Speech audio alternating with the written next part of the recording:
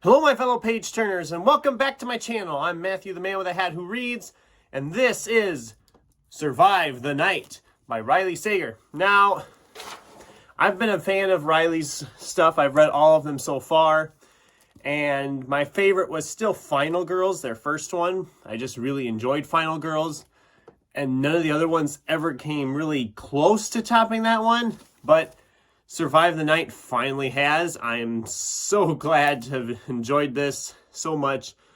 So just a little background on Survive the Night.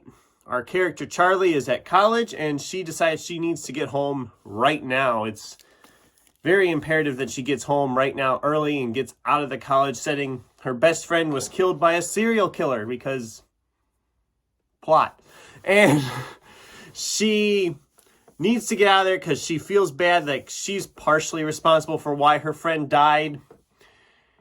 I mean, she's kind of is, but she kind of isn't. And she goes with a ride-sharing agreement with this guy she doesn't know just to get home fast because she needs to get out of there. And that's kind of where the plot starts. But of course, then we also acknowledge that she has some mental issues where she goes into this weird, almost like she's viewing an old movie in her head because, again, plot. And I'm making fun of this book, and it's a good book, and I don't know why I'm making fun of it. But she goes with this guy, and as the ride progresses, she starts to wonder if she can actually trust this guy or not because things start to pop up either with him lying to her, she's catching him in lies, and she's starting to wonder if it's actually safe for her to be with him in this car ride, and whether or not she's made a serious error in judgment.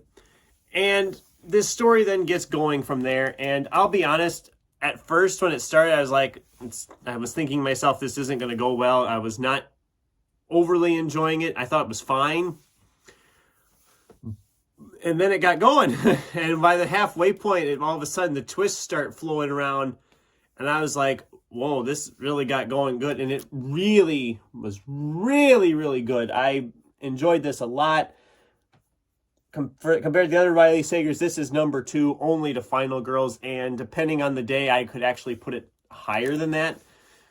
It could actually top Final Girls, because I love old movies and movies in general, so this book, diving into a lot of stuff with movies, I really liked. I loved the twists when they started happening. I was like, I did not see it coming on the one twist when it first happened. The later twist, when they did a big reveal towards the end, I did kind of have an inkling of that coming by the time I got there, so I had to dock a little bit for that because it didn't completely come out of nowhere for me. I had a kind of a guess it was going to that point as the book progressed when it got towards the end. But yeah, as a whole, I really enjoyed Survive the Night. I wasn't planning to do a review on it, but that's just kind of how my schedule worked out, and I enjoyed it enough that it seemed worthwhile to talk about it. And like I said, I would recommend this. I really enjoyed this, especially if you're a big fan of thrillers. I devoured this. I mean, it's not very long. I think it's like 330 pages, if I remember right. Something like that. 320. Okay. I was like 150 pages in, and I just like devoured the other 170 pages within a day. I really flew through this, which is saying something compared to how my reading's been going this month, that I found time to fly through this one. So yes, Survive the Night by Riley Sager, I'm going to give a 4-star score to. I recommend it to anybody who's a big fan of thrillers. And I know it came out last year, so I'm probably late to the party on this one. But yes, I would say read that if you get a chance. Or have you read it? What did you think of Survive the Night? Or does it sound like something you'd enjoy? Let me know in the comments down below. Thanks for watching, and until next time, keep turning pages.